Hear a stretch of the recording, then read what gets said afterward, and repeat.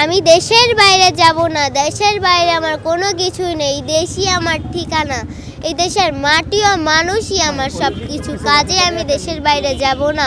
আজ বিএনপির প্রতিজ্ঞা, দেশের মানুষের কাছে আসুন তারেক রহমান চাচ্চুকে ভোট দিতে হবে, আমার কোনো কথা নেই। আপনার ভোট আপনিই দেবেন, যাকে ইচ্ছা আপনিই দেবেন, কিন্তু তারেক রহমান চাচ্চুর হাতকে আপনি শক্তিশালী করুন, উনাকে সহযোগিতা করুন, যাতে তারেক রহমান চাচ্চু আপনার ভোটের অধিকার প্রতিষ্ঠা করতে পারে।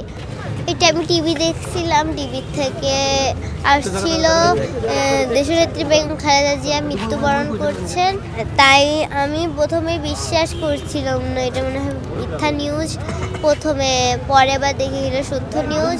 আমি অনেক কান্না করছি, আমার বাবাকে বলছি তোমার নেত্রী মারা গিয়েছেন। আমার বাবা কী বলো, তোমার মারা গিয়েছেন? আমার বাবাও ফেসবুকে দেখছেন সত্যি মারা গিয়েছেন। পরে আমরা 7:30 রওনা দিয়ে 12টার সময় পৌঁছেছি। আমরা যশোর থেকে এসেছি। আজ বিএনপির প্রতিজ্ঞা, দেশের মানুষের কাছে আসুন তারেক রহমান চাচ্চুকে ভোট দিতে হবে, আমার কোনো কথা নেই। আপনার ভোট আপনিই দেবেন, যাকে ইচ্ছা আপনিই দেবেন, কিন্তু তারেক রহমান চাচ্চুর হাতকে আপনি শক্তিশালী করুন, উনাকে সহযোগিতা করুন, যাতে তারেক রহমান চাচ্চু আপনার ভোটের অধিকার প্রতিষ্ঠা করতে পারে।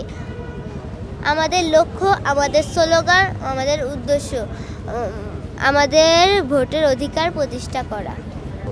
আমি দেশের বাইরে যাব না, দেশের বাইরে আমার কোনো কিছু নেই, দেশই আমার ঠিকানা। এই দেশের মাটি ও মানুষই আমার সব কিছু, কাজে আমি দেশের বাইরে যাব না। আমি শুধু দলের নেত্রী নই, আমি সারা বাংলাদেশের নেত্রী। শিখেছি আমি যে সময়টা দিয়েছিল তখন আমি টিভি থেকে সরতামই না। আমি দেশনেত্রী বেগম খালেদা জিয়ার বক্তব্য শুনি, আর ওনার বক্তব্য আমার খুব ভালো লাগে। বেগম জিয়াকে এতটা পছন্দ করার কারণ কি? কারণ ওনাকে আমি খুব ভালোবাসি। উনি কোনো অন্যায়ের পথে আপোষ করিনি, কখনো দেশ ছেড়ে যায়নি, দেশের মানুষের পাশে দাঁড়িয়েছেন। যখন শুনতে পেলে তিনি ইন্তেকাল করেছে তখন কেমন লাগছিল?